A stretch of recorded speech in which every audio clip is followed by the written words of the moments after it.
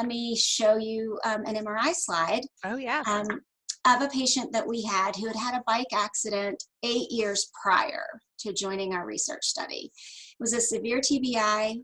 He was in a coma for 6 days, in inpatient rehab for over a month. He had to relearn how to walk and talk. He had been a high-level engineer prior to the biking accident, and after the accident was working in a custodial job because he was unable to perform the same tasks in his engineering job. And he tried to go back, and he just couldn't do it. So 8 years later, joined one of our research studies. We put him through 90 hours of the LearningRx cognitive training. And I want to show you his MRI slides. First of all, let me say at the end of his training, he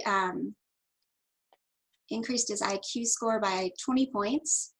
When we tested him a year later, he had retained about 99% of those improvements, and he returned to his original engineering job. Wow, that's amazing. Right, he got his life back. But the MRIs are absolutely fascinating. And so this is an MRI of the default mode network. And so briefly, what we do is we put the patient in the MRI machine and say, try not to think about anything. Well, what happens when we tell you not to think about anything? You think about everything.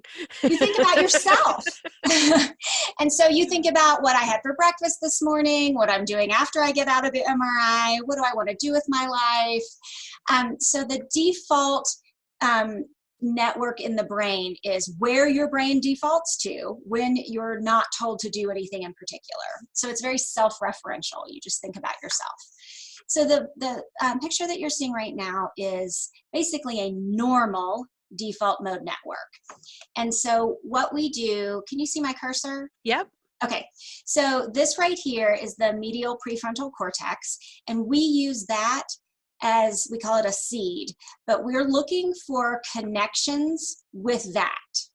And so the default mode network in a normal one creates this beautiful triangle here. So what the warm colors, the yellow and orange, are positive connections with this medial prefrontal cortex. So we're looking for a connection between the right and left parietal regions, and then this is the upper limbic region here in the middle. And so that's that warm, beautiful triangle that we see with a normal default mode network. The blue, those are important too. These 4 areas are what we call anti-correlated with our seed. And so basically that's saying, hey, your brain's pretty efficient. When these 4 areas are connected and communicating and talking to each other, these 4 blue areas are not, right? We don't want to see everybody talking at once in the brain. Right. So, all right, so this is our patient that I was just describing. So before he went through cognitive training at LearningRx, this was his default mode network.